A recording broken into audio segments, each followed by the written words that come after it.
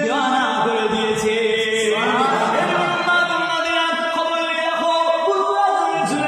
আপনারা আমার বেশি হয়েছে মুজাদুল জামান কুতুবুল আলম আমিনুল শরিয়াত আল-বাদা হুজুর রাহমাতুল্লাহ আলাইহি হুজুরকে কত চেষ্টা কত আলোচনা করে আল্লাহ পাক হুজুরকে মাকামটা বড় করে দিয়েছে।